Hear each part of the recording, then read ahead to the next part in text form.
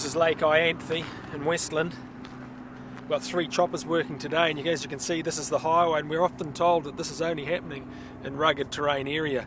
From here to the coast it's flat, the country's pretty flat. You can hear an Iroquois coming over now. A good way back, many kilometres back this way, is also nice rolling country. And then you can see the mountains in the background perhaps, and it goes right to the snow line, the drop. Beautiful day, a lot of death tonight.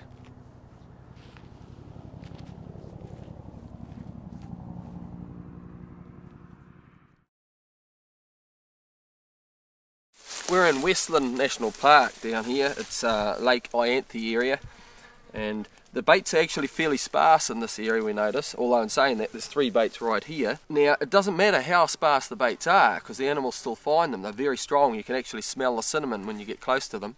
You can see how the rigor mortis is set in now, but she's obviously been in seizures, stiffened out the legs and the neck's twisted back, bit of blood around the nose.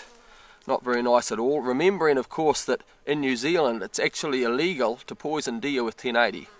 So and this is going on, you know, like by the thousands every year.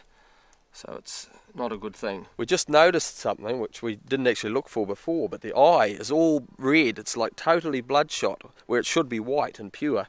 So we'll just pull her out and have a quick look at that. She's a bit tangled in the vines here. But, oh, look at all the blood. There's a whole lot of blood down beside her.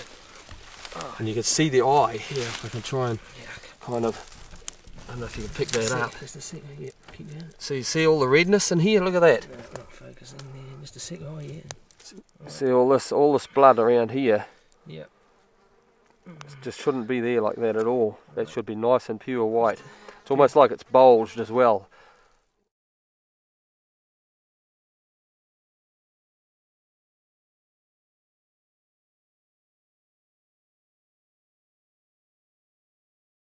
Yeah, stiff with the rigor mortis. The backside, look at that, she's all puffed up there. Look at that. Look at that blood, it's bruised, the bilio. That is just unbelievable. You never see that. That's all just swollen out. It should be nicely smoothed off.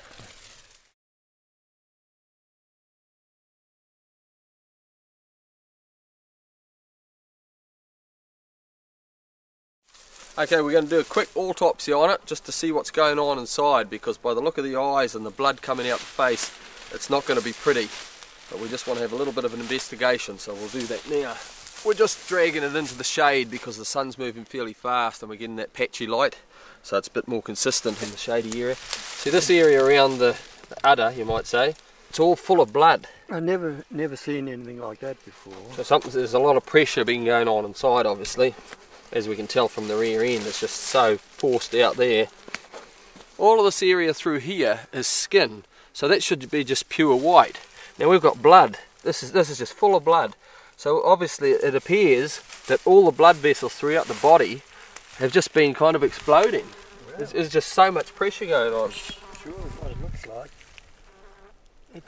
I mean, that's totally abnormal. You should not see that.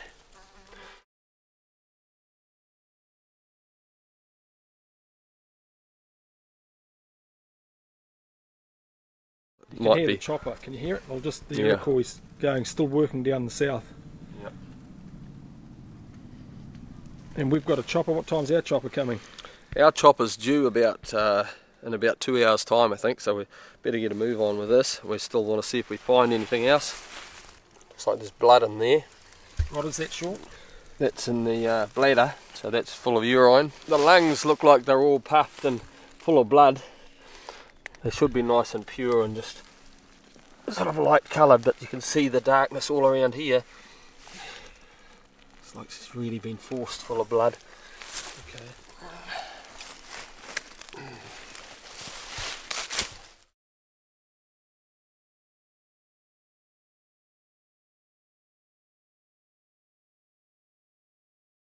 Okay, this is the lungs here. Yeah, they're quite puffed up. Now look at the colour of them. They should be nice and pure and just a light sort of pinky colour.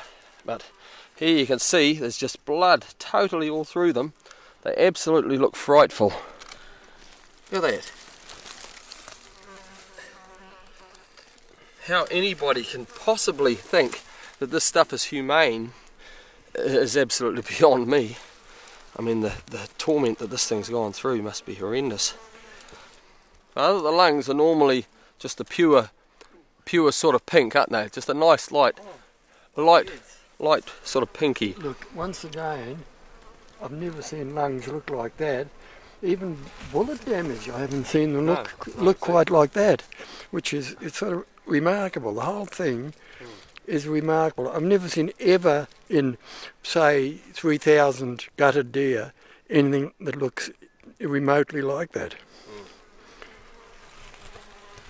Now, we've seen a lot of deer, gutted a lot of deer. I used to work in the meat works.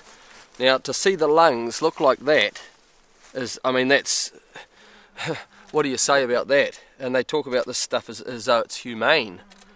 These should be just pure, nice, very light pink colour. And look at them. There's just blood forced all through that area. I mean, that is just, it's disgusting. This sort of thing is absolutely disgusting. Interesting to see what the heart looks like.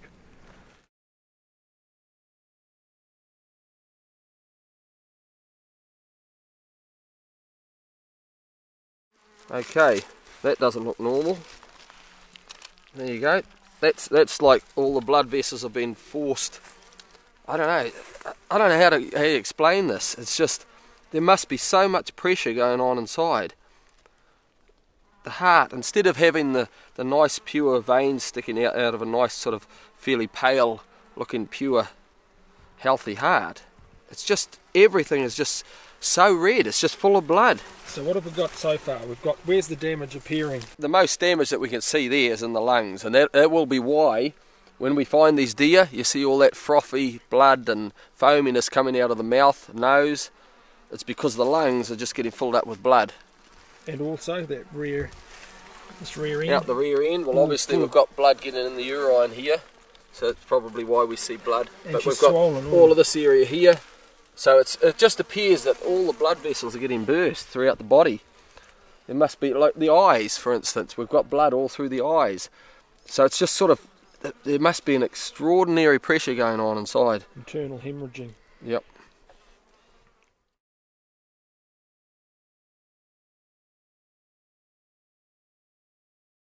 Now, of course, goodness knows the torment that this thing's gone through. I mean, you look at that, all that froth coming out of the nose there. The lungs are probably puffed up again. Oh, she's really stuck in there, eh? Oh, no. Oh, there you can see. Yeah, you can see a whole patch of blood. Look at that in there, all come out of the nose.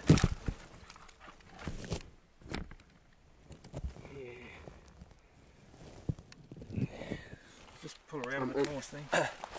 See on the nose there, look at that. I mean, it's just, the eyes are all glazed over. See, I mean, this is horrendous.